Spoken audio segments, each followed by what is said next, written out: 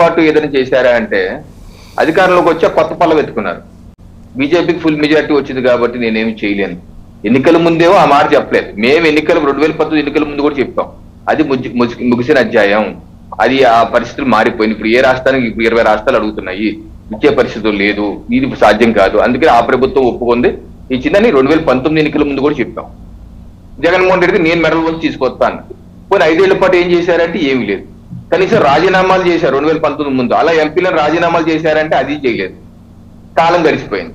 ఇప్పుడు 2024 ఎన్నికలు మేము ఎన్డీఏ కూటమి సభ్యులుగా ఎప్పుడు ఎక్కడ మా మేనిఫెస్టోలో కానీ ఎక్కడ కానీ టీడీపీ కానీ జనసేన కానీ బీజేపీ కానీ ప్రత్యేక హోదా తెస్తామని ఎక్కడ చెప్పలేదు. ఇస్తామన్నది ఎవరెవరు ఇండి కూటమి Congress party Congress and communist కూటమి మాత్రమే వాళ్ళే ఇస్తున్నారు. ప్రజలు వాళ్ళకేం మ్యాండేట్ ఇవ్వలేదు. సో మా ముందు ఉన్నటువంటి ప్రధానమైన లక్ష్యం ఏంటంటే ఏ రకంగా రాష్ట్రంలో పరిశ్రమలు తెచ్చుకోవాలి, ఆదాయం పెంచుకోవాలి. అలాగే నారా లోకేష్ గారు చెప్పినట్టు 5 ఏళ్లలో 20 లక్షల ఉద్యోగాలు హామీ ఇచ్చాం. అది ఏ రకంగా సాకారం చేసుకోవాలి, పోర్ట్లెట్ అభివృద్ధి ఏ రకంగా చేయాలి, లేకపోతే మ్యానుఫ్యాక్చరింగ్ సెక్టర్స్ ఎలా తీసుకురావాలి, పెట్రోకెమికల్ కాంప్లెక్స్ ఎలా తీసుకురావాలి, ఈ ఉద్యోగ కల్పన ఎలా చేయాలి, ఫుడ్ ప్రాసెసింగ్ పార్క్లు ఏ రకంగా తీసుకెళ్ళాలి, హార్డ్వేర్ పార్క్లు ఏ రకంగా తీసుకురావాలి, ఈ ఆలోచనలతో మేము ముందుకు వెళ్తున్నాం. కానీ ఇలాగా ఆదాయం పెంచి ఉద్యోగ కల్పనే మా ధ్యేయం. కానీ అది ఏ రకంగా మళ్ళీ ప్రతిపక్షాలు కమ్యూనిస్ట్ మేధావులు తెలంగాణ హైదరాబాద్ లో కూర్చున్నటువంటి కొంతమంది ప్రొఫెసర్లను చెప్పుకునే కమ్యూనిస్ట్ మేధావులు చేసినటువంటి ట్రాపుల్లో, ఆ హనీ ట్రాపుల్లో లేకపోతే వైసీపీ పార్టీ హనీ ట్రాపుల్లో మళ్ళీ ఎన్డీఏ కూటమి సభ్యులు ఏం పడం. వాళ్ళు ఏదో ప్రత్యేక హోదా అన్నారని ప్రత్యేక హోదా మీద డిస్కషన్ పెట్టించి మేమేదో హామీ, అటువంటి మేము ఎప్పుడు హామీ ఇవ్వలేదు. మేము ఇచ్చింది రాష్ట్ర అభివృద్ధి చేస్తాం, ఉద్యోగ కల్పన చేస్తాం. అటువంటి దిశగానే మేము వెళ్తాం. కానీ వాళ్ళ ట్రాప్ లో మేము పడం. ఇంకా మీరు రైల్వే జోను 2019 ఫిబ్రవరిలోనే కేబినెట్ ఆమోదించేసింది. రైల్వే జోన్ కి స్థల కేటాయింపులు చేయమన్నారు. ఆ తర్వాత 2021 కేంద్ర బడ్జెట్ లో కూడా నిధులు కూడా 170 కోట్ల వరకు కేటాయించారు. స్థల కేటాయింపు జగన్మోహన్ రెడ్డి గారి ప్రభుత్వం చేయలేదు. మొన్న జనవరి ఫిబ్రవరి మాసంలోనే జిల్లా కలెక్టర్ గారు ఆయన ఒక సర్క్యులర్ ఇచ్చి మేము కేటాయించాం 52 ఎకరాలు చూడండి అని. ఇప్పుడు ప్రభుత్వం వచ్చింది కాబట్టి ఆ 52 ఎకరాలు ఏంటి, మా ప్రభుత్వం కేంద్ర రాష్ట్ర ప్రభుత్వాలు మా ప్రభుత్వాలు ఉన్నాయి కాబట్టి ఆ స్థలం ఏంటో అని చెప్పి ముందు చూసి ఆ స్థలంలో కబ్జా అయిందా బానే ఉందా చూసుకుని అక్కడ చెక్ చేసుకుని త్వరితగతిన గ్రౌండ్ వర్క్ మొదలుపెట్టి భూమి పూజ చేసుకుని కన్స్ట్రక్షన్ మొదలుపెట్టి ముందుకు వెళ్లాల్సిన అవసరం ఉంది. ఇదే కాదు, మా ముందు మిగతా ఛాలెంజెస్ కూడా ఉన్నాయి. అమరావతిని పునర్నిర్మాణం చేసుకోవాలి, అలాగే పోలవరం త్వరితగతిన పూర్తి చేసుకోవాలి, 2 ఏళ్లలో పూర్తి చేసుకోవాలి, 3 ఏళ్లలో పూర్తి. ఒక గతంలో 2014-19 72% పూర్తి చేస్తాం. 14-19 మధ్య 72% పూర్తి. ఇప్పటికీ ఇంకా 73%లోనే అంత. అంటే జగన్మోహన్ రెడ్డి 5 ఏళ్లలో 1-2% తప్పితే కదలేదు. సో ఇది ఏ రకంగా పూర్తికెళ్ళి phase 1 phase 2 ఏ రకంగా పూర్తి చేసుకోవాలి, అక్కడ డయాఫ్రమ్ వాల్ డ్యామేజ్ అయింది, దాన్ని ఏ రకంగా చేయాలి, ఇది మేము ప్రణాళికాబద్ధంగా సిస్టమేటిక్ గా వెళ్ళి 2 ఏళ్ళు 3 ఏళ్ళు పూర్తి చేసుకుని వెళ్ళాలి. అలాగే అప్పులు ఎంతో తేలాలి.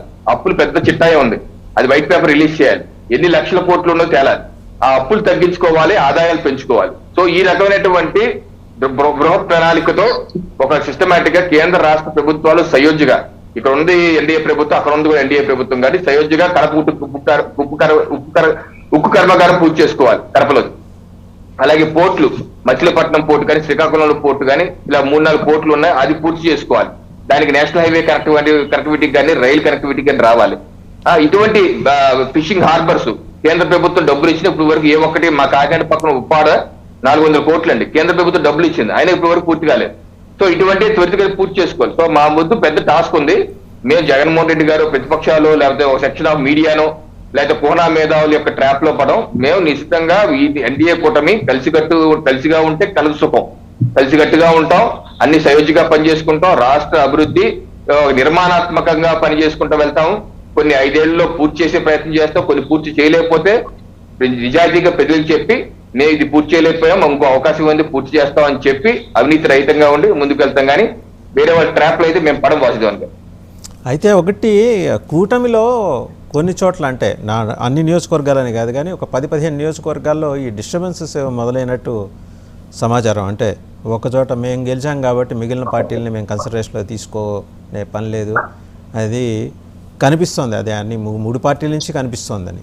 నిజమేనా అది? దాన్ని ఒకవేళ ఎలా అడ్రస్ చేసుకుంటారు? మీకంటే ఒక కోఆర్డినేషన్ కమిటీ ఏదో ఏర్పాటు చేసుకునే ఉంటారు అనుకుంటాను ఈ పార్టీకి. ఎన్నికల ముందే ఒక కోఆర్డినేషన్ కమిటీ ఏర్పాటు అయ్యిందండి.